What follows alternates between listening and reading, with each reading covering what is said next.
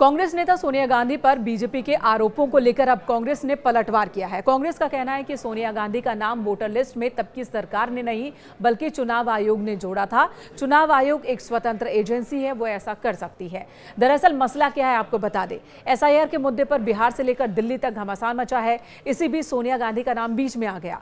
BJP IT cell के प्रमुख अमित मालवीय ने कांग्रेस नेता सोनिया गांधी का नाम लेकर बहुत ही गंभीर आरोप लगाए। उन्होंने कहा कि सोनिया गांधी जब इटली की नागरिक थी 1980 में, तभी उनका नाम वोटर लिस्ट में जोड़ दिया गया था।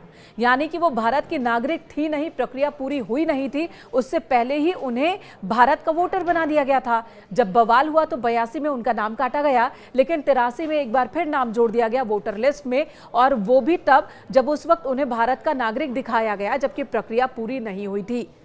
अमित मालवीय ने आरोप लगाया कि तब की सरकार के दबाव में ही ये काम हुआ था। हालांकि कांग्रेस का कहना है कि तब कांग्रेस की ओर से ऐसा कोई दबाव नहीं था। चुनाव आयोग पूरी तरह से स्वतंत्र था और चुनाव आयोग ने अपने हिसाब से नाम जोड़ा था वोटर लिस्ट में। लेकिन अब बीजेपी पर आरोप कांग्रेस की ओर से लगाए जा रहे हैं कि बीजेपी सरकार के इशारे पर ही चुनाव आयोग काम कर रहा है और मिली भगत है सरकार और चुनाव आयोग के बीच, और तमाम व्यवस्था इसलिए की जा रही है ताकि आने वाले दिनों में भी बीजेपी और उसके सहयोगी दलों को ही मतदान के दौरान, चुनाव के दौरान फायदा मिलता रहे। तो इस तरह से आरोप प्रत्यारोप चल रहा है। लेकिन आरोप बीजेपी की ओर से लगाए जाए या कांग्रेस की ओर से लगाए जाए, चुनाव आयोग पर सवाल जरूर खड़े किए जा रहे हैं दोनों ही दलों की ओर से। लेकिन मौजूदा वक्त में बीजेपी कह रही है कि चुनाव आयोग स्वतंत्र है। 1980 के मसले पर कांग्रेस कह रही है कि चुनाव आयोग तब स्वतंत्र था। अगर देश में, मैं तो कहूंगा दुनिया भर में देखोगे, अगर 90 बार किसी के नेतृत्व में चुनाव हारने का रिकॉर्ड है तो श्रीमान राहुल गांधी जी के नेतृत्व में हारे। और पार्टी के अंदर भी राहुल गांधी जी के नेतृत्व पर सवाल खड़े होते हैं। अब जब वो चुनाव हार जाते हैं तो ईवीएम पर प्रश्न चिन्ह खड़ा करते हैं, तो कभी वोटर्स पर ठीकरा फोड़ते हैं। और यही नहीं, आप अनेकों उदाहरण देखिए। जब कांग्रेस ने कहा EVM is rigged for BJP, EVM machine की हेराफेरी कांग्रेस कहती रही। फिर उन्होंने कहा ईवीएम बैन करो, बैलेट पेपर को वापस लाओ। फिर अगला चुनाव हारे कहा ईवीएम्स को रिमोटली हैक्ड किया जा सकता है। फिर कह दिया वीवीपैट 100% चेक सुनिश्चित करो। हर हार के बाद कांग्रेस ने नया बहाना ढूंढने का काम किया। आत्मचिंतन, आत्मनिरीक्षण कांग्रेस ने नहीं किया, लेकिन आरोप ईवीएम इलेक्शन कमीशन से लेके संवैधानिक संस्थाओं पे बार बार लगाते रहे। और अब बिहार चुनाव हारता देखकर कांग्रेस पहले ही विपक्षी दलों के साथ मिलकर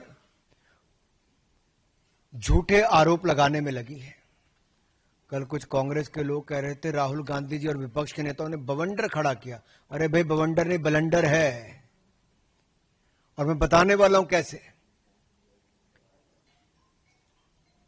जितने आरोप आज तक लगाए, मैं राहुल जी को यही कहूंगा, धूल चेहरे पर थी पर आप आईना साफ करते रहे। अब तो पूरा देश की गली गली में शोर लग रहा है। अभी नयारा दूसरा भी लगेगा ना, गली गली में शोर है, चुनाव आयोग चोर है। अभी तो ये नारा भी लगना है। मतलब ये ऐसा नहीं है कि ये इसके अंदर कोई सबूत की जरूरत है। इसमें सबूत आपके दस्तावेज के अंदर चोरी, फिर उसके ऊपर अब चुनाव आयोग की सीनाजोरी नहीं चलेगी। आपको आपकी जवाबदेही देश के प्रति है। आप संविधान से ऊपर नहीं हो सकते हो। आप संविधान से ऊपर होकर के जो काम कर रहे हो, सड़क के ऊपर अब देश के अंदर एक नया जन आंदोलन जन्म ले रहा है। और मैं आज कह रहा हूं कि जेपी से बड़ा आंदोलन होगा जो देश के अंदर जन्म ले रहा है। सुप्रीम कोर्ट ने एग्री किया है इलेक्शन कमीशन के साथ जो एसआईआर की अभी जितनी भी केस चल रहा है, उसको बोले कि आधार कार्ड कंक्लूसिव प्रूफ नहीं है सिटीजनशिप के तौर पे। आप कैसे देखते हैं आधार कार्ड को? मैं तो सिर्फ इतना देखता हूं कि आधार कार्ड आपने बनाया किस काम के लिए। फिर आधार कार्ड का मतलब क्या है? आधार कार्ड का मतलब यही तो था। तो इसको क्लियरिफाई गवर्नमेंट को करना चाहिए कि आधार कार्ड किस चीज़ के लिए, उसका पर्पज़ क्या है। क्या सिर्फ हम लोग डेटा कलेक्ट करने की मशीन बन गए हैं देश के अंदर?